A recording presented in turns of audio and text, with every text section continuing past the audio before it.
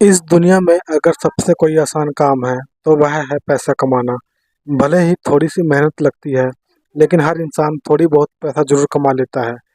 लेकिन बात जब मान सम्मान और इज्जत आबरू की आ जाती है, तो इसे कमाने में लोगों की जिंदगियां गुजर जाती हैं।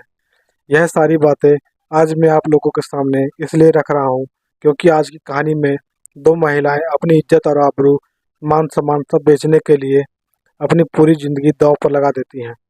दरअसल यह कहानी कोई साधारण कहानी नहीं है, बल्कि इस कहानी में खाकी खादी कानून, इंसाफ और सिस्टम सब के सब दांव पर लग चुका था। सबसे पहले कि मैं इस कहानी की शुरुआत करूं, दोस्तों इस कहानी की शुरुआत करते हैं। दरअसल इस कहानी की शुरुआत होती है राजस्थान प्रदेश राजस्थान प्रदेश से। राजस्थान का एक जिला पड़ता है श्री गंगानगर, और इसी श्री गंगानगर का एक इलाका पड़ता है सूरतगढ़। और इसी सूरतगढ़ के इलाके की रहने वाली स्वाति, जिसकी उम्र 27 साल की होती है, जो ऑलरेडी पहले से ही शादीशुदा होती है। स्वाति के दो बच्चे भी हैं, लेकिन स्वाति बेहद ही गरीब परिवार से है। स्वाति का जो पति होता है वह बड़ी मुश्किल से थोड़ा बहुत पैसा कमाता है और बड़ी मुश्किल से अपने परिवार के साथ गुजारा करता है। लेकिन स्वाति, जो देखने में जितनी खूबसूरत है, पढ़ने में भी उतनी तेज होती है। शादी के बाद जब दो बच्चे हो जाते हैं, एक दिन स्वाति अपने पति से कहती है कि दरअसल मैं पढ़ लिख कर अपना करियर बनाना चाहती हूँ। जब अपने दिल की बात वह अपने पति के सामने रखती है, उसका जो पति होता है वह तैयार हो जाता है, बल्कि उसका एक कॉलेज में जाकर उसका दाखिला भी करा देता है। उसके बाद से स्वाति अपने ससुराल से ही बस के माध्यम से कॉलेज आना जाना शुरू कर देती है। स्वाति जिस बस में कॉलेज में जाया करती थी, उसी बस में तीन और लड़के भी दूसरे कॉलेज में पढ़ने के लिए जाते हैं, जिनमें से एक का नाम होता है अशोक, और दूसरे का नाम होता है लालचंद, और तीसरे का नाम होता है श्यामचंदर। श्यामचंदर जो राजस्थान प्रदेश के कैबिनेट मंत्री सुमित गुजारा का दूर का रिश्तेदार है। यह तीन लड़के जब उसी बस में अपने कॉलेज आना जाना शुरू करते हैं, इसी दौरान स्वाति को इन तीनों लड़कों से दोस्ती हो जाती है।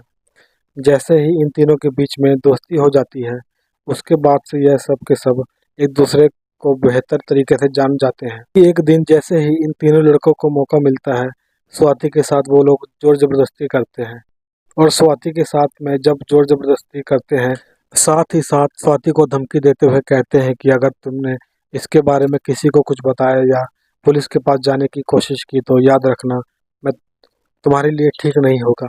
उसके बाद ये तीनों लड़के स्वाति के साथ अपनी हवस पूरी करने के बाद उसे छोड़ देते हैं।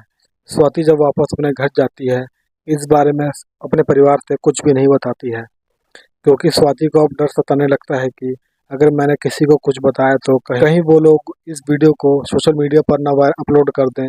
और उसके बाद से ये तीनों लड़के उसकी कमजोरी का फायदा उठाकर अक्सर स्वाति के नंबर पर फ़ोन किया करते हैं, उसे अपनी मर्जी से अपने पास बुलाकर और अपनी हवस को पूरा करते हैं। यह सिलसिला लगभग कई महीनों तक चलता रहा, लेकिन बावजूद इसके स्वाति अपनी इज्जत आबरू को बचाने के लिए किसी को भी कुछ नहीं बताती है। पर हद तो तब हो जाती है जब स्वाति एक दिन अपनी ननंद आभा के साथ में मार्केट जाती है। आभा, जिसकी उम्र लगभग 18 साल की होती है, वो भी बहुत बेहद खूबसूरत होती है। स्वाति जब अपने ननंद के साथ मार्केट में जाती है, उसी दौरान तीनों लड़के स्वाति के ननंद को देख लेते हैं। जब देखते हैं तो उसकी खूबसूरती देखकर स्वाति से पूछताछ करते हैं। स्वाति कहती है कि यह मेरी ननंद। जैसे ही अपनी ननंद का परिचय देती है, उसके बाद ये तीनों मिलकर फिर से एक दिन स्वाति के नंबर पर फ़ोन करते हैं और उससे कहते हैं कि जैसे हम तीनों तुम्हारे साथ करते हैं, वैसे ही हम तुम्हारी ननंद आभा के साथ भी करना चाहते हैं, इसलिए तुम उसे हमारे पास लेकर आ जाओ। जब आभा को अपने पास बुलाते हैं, यह सुनकर स्वाति को समझ में नहीं आता है कि आखिरकार वह करे तो क्या करे। हालांकि शुरुआत में स्वाति इसके लिए तैयार नहीं होती है, साफ साफ इनकार कर देती है। लेकिन स्वाति जैसे ही इनकार करती है, तीनों लड़के स्वाति को धमकी देते हुए कहते हैं कि अगर आभा को हमारे पास नहीं लेकर के आई तो याद रखना, जो भी फोटो और वीडियो हमारे फ़ोन में कैप्चर हुई है उससे हम सोशल मीडिया पर अपलोड कर देंगे। सोशल मीडिया पर अपलोड करने की जब वह धमकी देते हैं, स्वाति एकदम से डर जाती है और ना चाहते हुए उसके ऊपर जो कुछ भी बीता था वह अपनी सारी कहानी अपनी ननंद आभा से बता देती है। आभा जब अपनी भाभी की पूरी कहानी सुनती है, आभा भी अपनी भाभी की जिंदगी बचाने के लिए उसकी बातों में आ जाती है। और उसके बाद स्वाति आभा को लेकर उन तीनों लड़कों के पास जाती है। जैसे सोच करके तीनों लड़कों ने आभा को अपने पास बुलाया, बारी बारी से आभा के साथ भी वैसा ही करते हैं। उसके बाद से आभा के साथ भी यह सिलसिला शुरू हो जाता है। दरअसल आभा अपनी भाभी की जिंदगी बचाने के लिए अपनी जिंदगी को दांव पर लगा देती है, लेकिन अब इस चंगुल में खुद आभा भी फंस जाती है। लेकिन हद तो तब हो जाती है जब 23 दिसंबर 2023 को दोनों शाम के वक्त ननंद और भाभी मार्केट से आ रही थी। तीनों लड़के मिलकर दोनों का रास्ता रोक लेते हैं और फिर दोनों के साथ बारी बारी से करते हैं। 23 दिसंबर को जब ये तीनों लड़के आभा के साथ बारी बारी से करते हैं और स्वाति जब अपनी नज़रों से उस नज़ारे को देखती है तो बर्दाश्त नहीं कर पाती है। जब इन तीनों की अपनी हवस पूरी हो जाती है वहाँ से तो घर वापस चले आते हैं, लेकिन स्वाति जब अपनी ननंद के साथ घर पहुँचती है तो इस प्रकार से टूट जाती है कि घर पहुँचने के बाद तुरंत ही अपने शरीर पर पेट्रोल छिड़क कर अपने आप को आग के हवाले कर देती है। जैसे ही उसका शरीर जलना शुरू होता है, उसके ससुराल के जो भी लोग होते हैं आनन फानन में जाकर आग को बुझा देते हैं, लेकिन किसी को समझ में नहीं आता है कि आखिरकार स्वाति ने इस प्रकार का कदम क्यों उठाया। लेकिन तब तक स्वाति लगभग 80% जल चुकी थी। आनन फानन में उसे अस्पताल लेकर जाया जाता है। हॉस्पिटल में जाते हैं, डॉक्टर उसका तुरंत ट्रीटमेंट करते हैं। 2 महीने तक ट्रीटमेंट चलता है, लेकिन 2 महीने के बाद आखिरकार 23 फरवरी 2024 को स्वाति की मौत हो जाती है।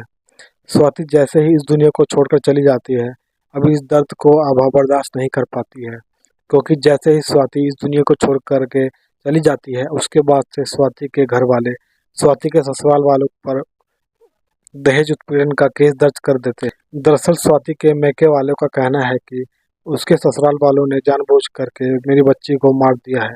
जैसे ही मुकदमा दर्ज हो जाता है उसके बाद से पुलिस स्वाति के ससुराल वालों को उठाना शुरू कर देती है। तब जाकर के कहीं आभा की आँख खुलती है।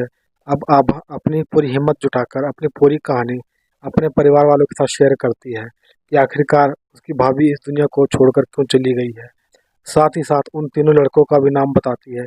जैसे ही अपनी पूरी कहानी बताती है, आभा के परिवार वाले उसे सुझाव देते हुए कहते हैं कि तुम थाने में जाओ और जाकर के उन तीनों लड़कों के ऊपर मुकदमा दर्ज कराओ। आभा भी अपने परिवार वालों की बात ही नहीं मानती, बल्कि नज़दीक के थाने में जाती है और जाकर के अपनी और साथ ही साथ अपनी भाभी की पूरी कहानी पुलिस वालों को बताती है। उन तीनों आरोपियों का जब नाम बताती है, लेकिन पुलिस जब उन तीनों आरोपियों का नाम सुनती है, अब पुलिस और आभा के बीच में आंख मचोली का खेल शुरू हो जाता है। दरअसल पुलिस मुकदमा दर्ज करने के लिए तैयार ही नहीं होती है, बल्कि उल्टा आभा के ऊपर ही दबाव डालने लगती है। लेकिन आभा भी अपनी जीत पर उतर जाती है। आभा जाकर के पुलिस के ऊपर दबाव देती है और उन तीनों लड़कों का जब नाम बताती है, पुलिस आभा के सामने झुकने के लिए तैयार हो जाती है। लेकिन आभा के ऊपर दबाव देती है कि तुम 2 लड़कों का ही नाम मुकदमे में दर्ज कराओ, जिनमें से एक का नाम अशोक होता है और दूसरे का नाम लालचंद होता है।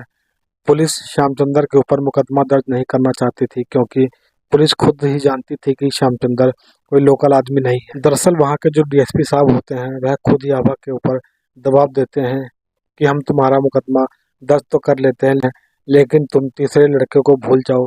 लेकिन लेकिन आभा इसके लिए तैयार नहीं होती है। इसलिए पुलिस अब मुकदमा दर्ज करने से पहले आभा से कहती है कि तुम जाकर पहले अपना मेडिकल जांच कराओ। आभा इधर आभा जो होती है वह मेडिकल जांच कराने के लिए चली जाती है। आभा जो होती है मेडिकल जांच कराने के लिए जाती है तो मालूम चलता है कि उस दिन छुट्टी है। वह वहाँ हॉस्पिटल में उसे कोई नहीं मिलता है। आभा वहाँ से उस दिन अपने घर वापस चली आती है, लेकिन अगले दिन जब फिर से वह दोबारा हॉस्पिटल जाती है, पहुँचने में तो थोड़ी देर हो जाती है। उसकी वजह से डॉक्टर भी वहाँ के अपना असली चेहरा दिखा देते हैं। दरअसल आभा के ऊपर इस तरीके से इल्ज़ाम लगाते हैं और ऐसी ऐसी बातें कहते हैं, जिसे सुनकर के आभा को लगता है कि शायद फिर से मेरे साथ दुष्कर्म हो रहा है। लेकिन मेडिकल की जांच कराने के बाद जब आभा वापस अपने घर जाती है, आभा को पूरा यकीन हो जाता है कि शायद यह सिस्टम उसे कभी इंसाफ नहीं दे पाएगा। लेकिन इससे पहले आभा ने निर्भया कांड की पूरी कहानी सुन चुकी थी। आभा को पूरा यकीन था कि आज नहीं तो कल मुझे इंसाफ जरूर मिलेगा। आभा यहीं पर थोड़ी देर जो आभा होती है यहीं पर वह थोड़ी सी गलती कर देती है। आभा को लगता है कि शायद मुझे इंसाफ जीते जी नहीं मिलेगा, इसलिए आभा जाकर के पुलिस से फिर से गुहार लगाती है। लेकिन पुलिस आभा की एक भी बात नहीं सुनती है। आभा जब 3 अप्रैल को वापस अपने घर पहुंचती है, सुबह सुबह कुछ पत्रकारों को फ़ोन करके वह अपने घर बुला लेती है। करीब 12 बजे के आसपास 4 पत्रकार आभा के घर पहुंचते हैं और आभा उन पत्रकारों से अपनी और अपने साथ साथ अपनी भाभी की पूरी कहानी उनको बता देती है। कहानी सुनने के बाद पत्रकार जब वहां से वापस अपने घर चले जाते हैं, रात को आभा भी अपने ही घर के अंदर आभा अपने गले में रस्सी बांधकर अपनी जीवन लीला समाप्त कर लेती है। लेकिन जैसे ही यह कहानी मीडिया वालों को पता लगती है, यह खबर सोशल मीडिया से लेकर अखबारों में छप जाती है और यह सारी खबर लोगों को मालूम चल जाती है।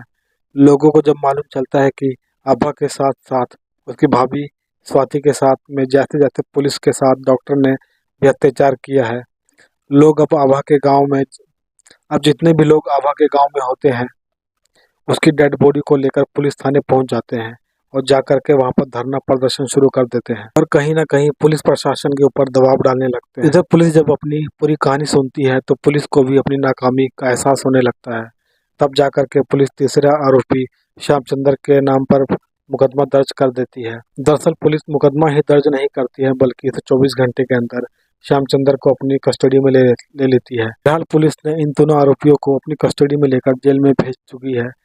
लेकिन दोस्तों, मेरा आपसे सवाल है कि मुझे नहीं लगता है कि आपसे सवाल करना चाहिए या फिर नहीं, फिर भी मैं आपसे पूछ रहा हूँ कि अगर क्या आभा ने अपनी जीवन लीला समाप्त नहीं करी होती तो उसे इंसाफ मिल पाता या नहीं मिल पाता। आप लोग अपनी प्रक्रिया कमेंट बॉक्स में जरूर दीजिए और जाते जाते आप लोगों से यही कहना चाहता